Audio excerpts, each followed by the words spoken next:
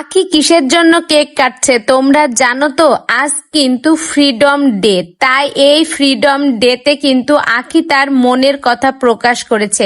আখি তার পেজে লিখেছে, আজ 1 বছর পর দাঁড়িয়ে বুঝেছি একজন নারী ভেঙে পড়ে না, সে ধীরে ধীরে নতুন করে নিজেকে গড়ে তোলে। আজকের এই ফ্রিডম ডে কোনো প্রতিশোধের গল্প না, এটা একজন মায়ের আবার হাসতে শেখার গল্প, নিজের সন্তানের জন্য শক্ত হয়ে দাঁড়ানোর গল্প, নিজের সম্মান, শক্তি আর স্বপ্নকে আবার ফিরিয়ে পাওয়ার গল্প। আমি আজও পারফেক্ট না, কিন্তু আগের থেকে অনেক শান্ত, সাহসী আর নিজের কাছে সত্যি। এই 1 বছরে শিখেছি নারীরা হারিয়ে যায় না, তাদের আলো শুধু একদিন নিজের পথ খুঁজে নেয়।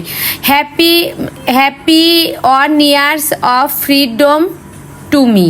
একজন নারীর সবচেয়ে সুন্দর জয় হলো নিজেকে আবার ফিরে পাওয়া।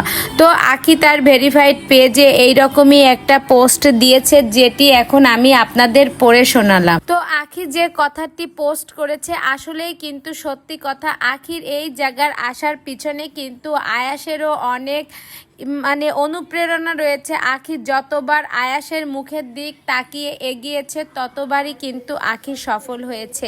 আয়াসকে ছাড়া কিন্তু আখির এই পর্যন্ত আসা সহজ হতো না। একটা মা তার সন্তানের দিকে তাকালে কিন্তু জীবনে অনেক কিছুই করতে পারে।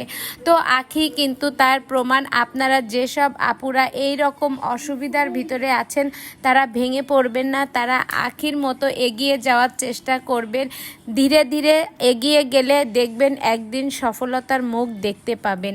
তো ভিডিওটি কেমন লাগলো? ভালো লেগে থাকলে অবশ্যই একটা লাইক করে আমার সঙ্গেই থাকবেন।